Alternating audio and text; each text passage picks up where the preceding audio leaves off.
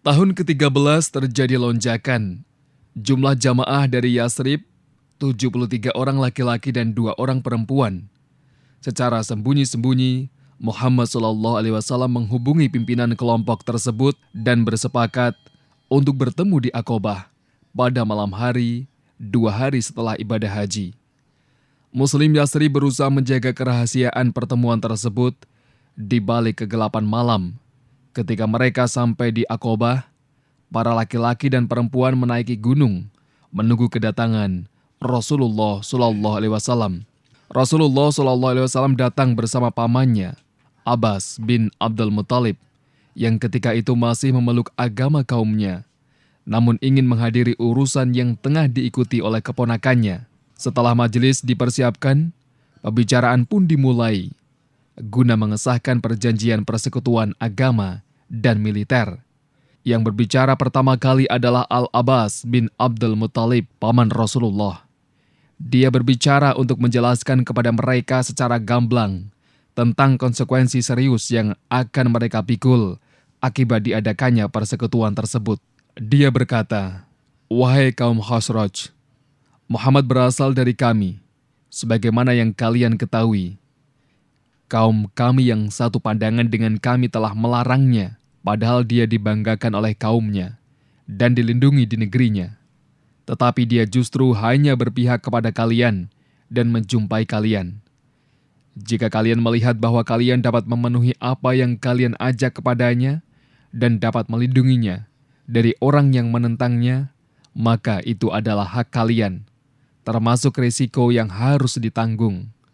Dan jika kalian melihat bahwa kalian justru akan menyerahkan dirinya dan menghinakannya setelah dia keluar menyongsong kalian, maka dari sekarang tinggalkanlah dia, karena sesungguhnya dia masih dibanggakan dan diberi perlindungan oleh kaum dan negerinya." Setelah mendengarkan ceramah Abbas, salah seorang laki-laki dari Yasrib berkata, "Kami telah mendengar apa yang telah engkau sampaikan. Karena itu berbicaralah wahai Rasulullah, ambillah untuk dirimu dan Rabb-mu apa yang engkau sukai." Jawaban ini menunjukkan sikap mereka kaum Ansor yang telah memiliki tekad bulat, keberanian, iman, dan keikhlasan di dalam mengemban tanggung jawab yang besar ini, sekaligus dampak-dampaknya yang serius. Setelah itu Rasulullah SAW memberikan penjelasannya. Kemudian terjadilah pembaiatan. Lalu Rasulullah SAW berbicara seraya membacakan ayat Al-Quran, berdoa kepada Allah, dan memberikan sugesti mereka untuk masuk Islam. Kemudian bersabda, "Aku membaiat kalian untuk melindungiku dari hal yang biasa kalian lakukan, guna melindungi istri-istri dan anak-anak kalian." Lalu Al-Bara bin Ma'rur memegangi tangan beliau sembari berkata, "Ya, demi zat yang telah mengutusmu dengan kebenaran sebagai nabi, sungguh kami akan melindungimu dari hal yang biasa kami lakukan untuk melindungi jiwa dan istri-istri kami. Baiatlah kami, wahai Rasulullah. Kami adalah orang-orang yang mahir dalam berperang dan mengepung musuh. Kami mewarisinya sejak dahulu." Abul Haitham bin At-Taihan menyela perkataan Al-Bara yang masih berbicara kepada Rasulullah SAW dan berkata, "Wahai Rasulullah, sesungguhnya terdapat jalinan persahabatan antara kami dan orang-orang Yahudi, dan kami akan memutusnya. Apakah bila kami lakukan hal itu, lantas Allah memenangkanmu? Engkau akan kembali lagi ke kaummu dan membiarkan kami?" Ka'ab berkata, lantas Rasulullah pun tersenyum, kemudian bersabda, "Bahkan darah kalian adalah darahku. Kehancuran kalian adalah kehancuranku juga. Aku adalah bagian dari kalian, dan kalian adalah bagian dariku. Aku akan memerangi orang yang kalian perangi, dan mengadakan perdamaian dengan orang yang kalian adakan perdamaian dengannya."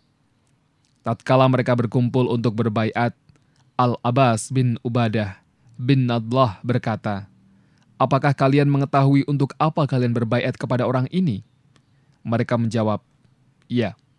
Dia berkata lagi, Sesungguhnya kalian akan membaiatnya guna memerangi orang-orang berkulit merah dan hitam.